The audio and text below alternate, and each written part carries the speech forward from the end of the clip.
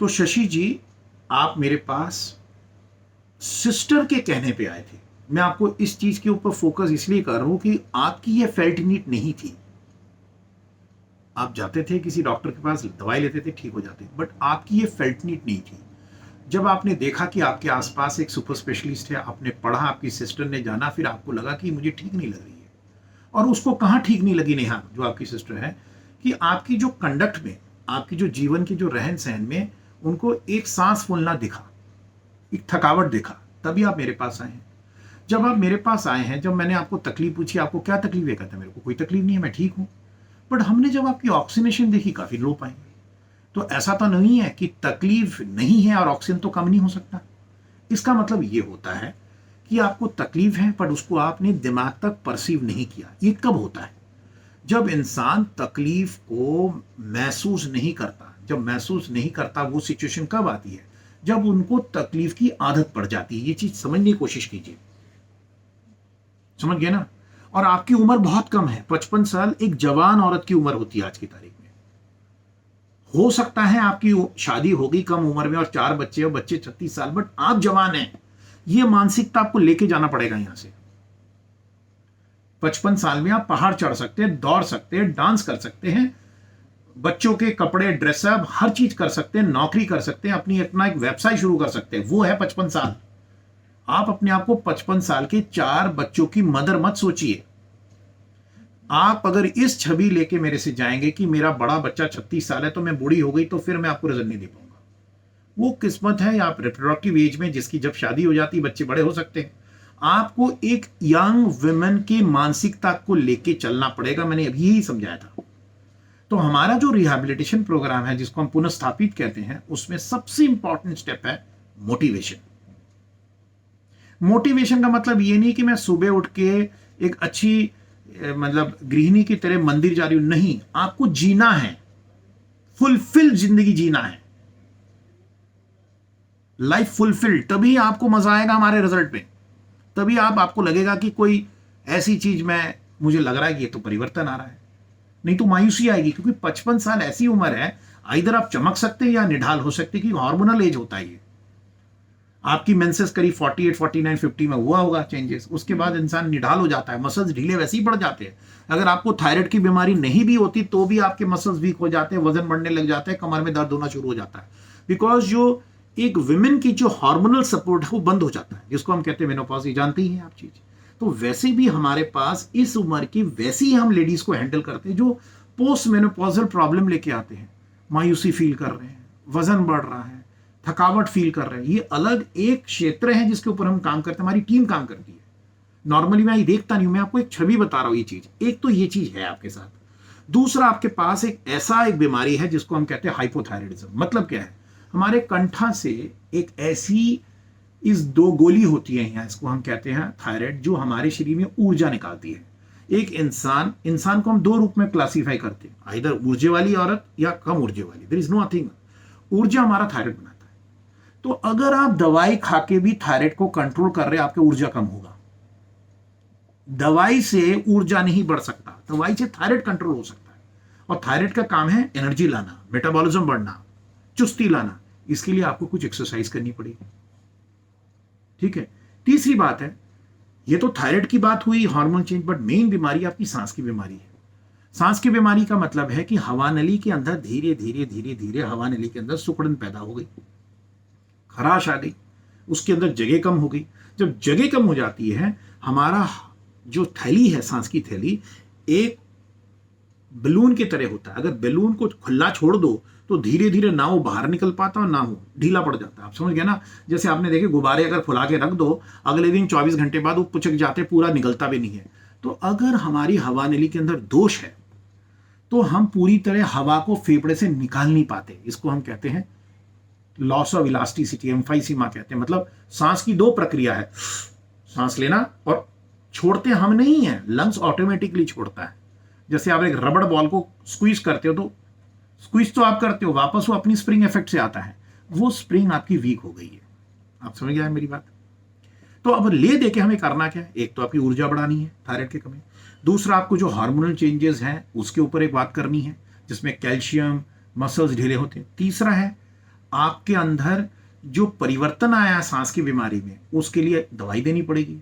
चौथा है कि ये सांस की बीमारी, हार्मोनल चेंज और थायराइड चेंज होने के कारण जो बॉडी के अंदर एक वियर एंड टियर, जो शरीर टूटा है, जो आपने महसूस नहीं किया, आपने अपने परिवर्तन को एक्सेप्ट करके उस पेन को एज ए प्लेजर के हिसाब से ले लिया, वो चीज से निकालने के लिए आपको समय देना पड़ेगा। इसका नाम है रिहैबिलिटेशन। तो इसमें से 10 मोटी बातें बता रहा हूं। सबसे पहले, जिस तरीके से मैंने आपको दवाई बता रहा हूं, इनहेलर बंद नहीं होगी, गोलियां सब बंद हो जाएगी आज से। इनहेलर का मतलब है ना के डोज पे दवाई जाना। आम लोगों को बहुत भय है, इनहेलर कर दिया, एडिक्शन, ऐसा कुछ नहीं है, जरूरतें हैं। ये हवानली में जाता है ना के बराबर। एक इनहेलर में उतनी दवाई होती है जो 1 पैसे और 100 रुपए में जो फर्क होता है, इतना कम होता है, माइक्रोग्राम होता है। ये ज्ञान होना चाहिए आपको। अगर आप ढंग से इनहेलर से नहीं लोगे तो दवाई नहीं पहुंचेगी। वैसे उसमें दवाइयां बहुत कम होती है। इसलिए जो मैंने आपको स्पेसर के जरिए दवाई के बारे में जो अपना ज्ञान दिया, उसको फॉलो करना है। ठीक है, ये तो गई इनहेलर के बारे में। इनहेलर 3 प्रकार के होते हैं। एक सांस को खोलता है, जिसका नाम है सेरोफ्लो, लाली खत्म करता है। एक है फॉर्गलिन, जो कंट्रोल करता है। और एक मैंने आपको डियोलिन, तीनों में हमने हाईलाइट किया है येलो कलर से। डियोलिन आज के बाद जरूरत पड़े तभी लेंगे, वो राहत देने वाली दवाई है। अब 6-6 घंटे में लेने की जरूरत नहीं है। बात क्लियर हो गई? डियोलिन राहत के लिए, आप समझ गए। बाकी दोनों तो ये हो गए, ये सुबह उठते ले लेंगे, तो बिस्तर में बैठ के सेरोफो ले लेंगे, फॉर्गिलिन ले लेंगे, 2 पफ डियोलिन लेके फिर आप हाथ मुंह धोने जाएंगे, क्योंकि उस समय आपको सबसे ज्यादा ऊर्जा चाहिए। थायराइड की दवाई को भी पहले ले लेंगे, क्योंकि जितनी पहले थायराइड की दवाई लेंगे तो उतनी ऊर्जा बढ़ेगी आपकी। ये बात हो गई सर। ये तो होगी पहली। दूसरी बात, तीसरी बात क्या है कि हम ऊर्जा को कैसे बढ़ाएं। इसके लिए आहार में पूरी परिवर्तन आएगा। हमारे आहार 5 चीजों से बनता है। सबसे पहले सीरियल, जिसको हम रोटी और चावल कहते हैं। हमारे हिंदुस्तान में आमतौर पर यही खाया जाता है। वैसे बहुत सारे सीरियल होते हैं, पास्ता, ये वो सब कुछ होता है, बट सीरियल होता है कार्बोहाइड्रेट, जो हमारे शरीर में 55% चाहिए। 100 ग्राम में 55 ग्राम सीरियल चाहिए। दूसरा होता है प्रोटीन, जो हमारा पौष्टिक, जो मसल्स को बनाता है, शरीर के अंदर फिटनेस लाता है, वो दूध, मांसाहारी चीजें, दालों से मिलता है। आप समझ गए ना। तीसरा है हरी सब्जियां, जो हमारे विटामिन और मिनरल्स देते हैं। चौथा है फैट, जो घी, तेल, नट्स से मिलता है। और आखिरी में है विटामिन, फाइबर, जो खुरदरा। ये सारा मिला के हमारे शरीर में खाना पकता है। और बनाता कौन है? पानी। तो पानी की भी एक जरूरत है और 5 चीजों की जरूरत है। अब सबसे पहले जो परिवर्तन आपको लाना है आहार में, जो कार्बोहाइड्रेट है, जो रोटी, पराठा, पास्ता या ये, इसके अंदर एक परिवर्तन लाओगे। 55% आपको चाहिए कार्बोहाइड्रेट, पर उसकी रूप अलग होंगे। नॉर्मली एक कार्ब, जैसे अगर मान लीजिए सुबह उठ के पराठे खा लिए, उसकी शुगर वैल्यू बहुत खतरनाक होती है। ये पूरी खा लिए, ये पतले रोटी, आपको पूरा खुरदुरा कार्बोहाइड्रेट बनाएंगे। इसको हम कहते हैं लो ग्लाइसेमिक। उसके ऊपर हम बताएंगे कौन कौन सी चीज आपकी सीरियल में होनी चाहिए, जिसमें आपका कार्ब पूरा मिलेगा और उसके हानिकारक नहीं मिलेगा। जैसे ब्रेकफास्ट में म्यूसली हो सकती है। 7 चीजों से हम एक आटा, हमारा आटा एक बहुत बहुत पॉपुलर है, वो ले जा सकते हैं, अभी तो बन रही रहा कोविड के टाइम में। 7-8 चीजों से खुरदुरा आटा बनता है, उसकी रोटी बनेगी आपकी।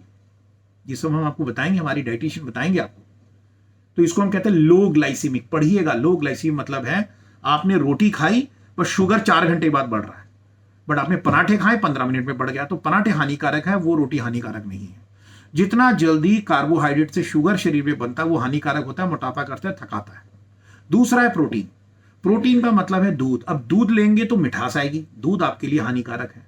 पर दूध को अगर मैं फाड़ दूं नींबू से या फिटकिरी से, तो उसके अंदर बनता है छेना, जिसको हम कहते हैं वे प्रोटीन, वो हानिकारक नहीं है। ये सब आपको समझना पड़ेगा।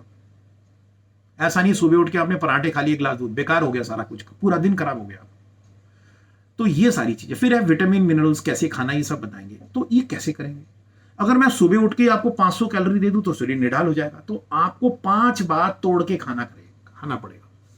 ये तरीका है जीने का, हर एक के लिए है, आपके लिए ज्यादा जरूरी है, क्योंकि आप मेरे साथ प्रॉब्लम लेके आए। तो आपको 5 मील का डाइट मिल जाएंगे, हमारी डाइटिशियन डॉक्टर प्रतिभा आपको देगी ये चीज। फिर आएगा कि जो लंग्स के अंदर, जो मसल्स के अंदर जो कमी आ गई, सांस लेने या छोड़ना, उसको तरोताजा कौन करेगा? उसके लिए कुछ टेक्निक्स होते हैं। इसको कहते हैं स्पायरोमेट्री, जिसका नाम है कोच 2, अमेजन से मिल जाता है। इसको कहते हैं एक्कापेला। ये दोनों आपको खरीदना पड़ेगा। इससे सांस छोड़ने की एक्सरसाइज होती है। इसके अंदर अलग अलग रेजिस्टेंस होता है, धीरे धीरे सांस को छोड़ना पड़ता है। और लंग्स की जिमिंग कहते हैं इसको। जिम में से बॉडी स्ट्रांग होती है ना, और ये सांस ये भी सीखना पड़ेगा। फिर आएगा आपका कि ऐसी कौन कौन सी एक्सरसाइज करेगी जिसमें आपके शोल्डर स्ट्रांग होंगे, थाई स्ट्रांग होंगे, पेट स्ट्रांग होगा। उसके लिए कुछ एक्सरसाइजेस होंगे। तो उसके लिए एक बैंड होता है जिसका नाम है थेरा बैंड। नाम सुना है? इलास्टिक बैंड्स होते हैं। वो आप किसी भी डोर में लॉक करके 5-6 एक्सरसाइज कर सकते हैं। मैं आपको एक छवि दे दूंगा जिसका नाम है थेरा बैंड एक्सरसाइज। थेरा बैंड बहुत सिंपल होता है। हर बच्चे आजकल, हर इंसान के पास बैग में ही होता है थेरा बैंड। तो मैं आपको 10 एक्सरसाइज बता दूंगा। थेरा बैंड एक्सरसाइज का पोस्टर दे देना। थेरा बैंड एक्सरसाइज आप फ्रिज के डोर में रखाएंगे। सुबह उठ के उस रस्सी को या प्लास्टिक को अपनी डोर हैंडल में लगाएंगे। 15 मिनट लगते सारे एक्सरसाइज करना, पैर के, थाई के, शोल्डर के, ये सब करना है। समझ गए? तो ये सब बातें हो गई एक्सरसाइज की और इनहेलर की और थायराइड की गोली की, मेटाबॉलिज्म। बट ये भी एनफ नहीं है। सबसे एनफ है कि आपको खुश रहना पड़ेगा। घर के में बैठे ये चीज नहीं हो सकती है। तो आपको खुशहाली लाने के लिए वातावरण के साथ जुड़ना पड़ेगा, टहलना पड़ेगा और धूप लानी पड़ेगी। हमारे रिहैबिलिटेशन प्रोग्राम में सबसे इंपॉर्टेंट चैप्टर है सूर्य किरण। उसमें आती पॉजिटिव, इसको कहते हैं थेरा बैंड। ठीक है, ये मैं आपको दे दूंगा। बहुत सिंपल है, आप भी कर सकते, कोई भी कर सकता है। ये सारी चीजें हमारी टीम आपको देगी। फिर आखिर में क्या है, पता कैसे चलेगा आप इंप्रूव कैसे कर रहे हो? तो आप रोज सुबह उठ के 6 मिनट चलोगे, जैसे मैंने आपको चलाया। कितनी बार? पूरे दिन में 10 बार। आप समझ गए? पता कैसे चली इंप्रूव किया? तो 6 मिनट चलने के बाद आपको ऑक्सीजन चेक करके वो रीडिंग नोट करनी पड़ेगी और मुझे भेजना पड़ेगा। जब मैं आपको नेक्स्ट सेशन के लिए रेडी करूंगा तो आपसे पूछूंगा 6 मिनट में ऑक्सीजन की ड्रॉप कितनी थी, मुझे बताइए। फिर आखिर में ये जो यंत्र मैंने आपको दिया, ब्रेदोमीटर, इसकी सुबह की 3 एवरेज की बेस्ट और शाम की 3 एवरेज की बेस्ट, इतना मुझे देना पड़ेगा। ये 10 बातें याद रखिएगा। तो आपको एक क्रॉनिक लंग डिजीज है जिसको हम सीओपीडी कहते हैं, एक थायराइड है जो हमारी मेटाबॉलिज्म स्लो करता है, और एक बॉडी के अंदर एक वेयर एंड टियर है जिसको निढालपना या फटीग है, उसको इंप्रूव करने के लिए ये सारी बातें फॉलो करनी पड़ेगी। आपको ये सुनने मुश्किल लग रहा है, बट ये बहुत सिंपल है। सिंपल इसलिए है, कोई भी जीवन में नया पद्धति में शुरू में लगता है एफर्ट। जब आप छवि में घुस जाएंगे, सिस्टम में घुस जाएंगे, 3 महीने के अंदर इसके बिना रह नहीं पाएंगे, क्योंकि आपको मजा आएगा, खुशी मिलेगी, नींद अच्छी आएगी, थकावट नहीं होगी, अपने आप को पुनर्जीवित महसूस करेंगे, एनर्जी बहुत होगी एंड ऑफ द डे में। ठीक है, ये मैंने सारा आपको एक वीडियो फॉर्मेट में भेज रहा हूं, आप तक पहुंच जाएगा। ठीक है।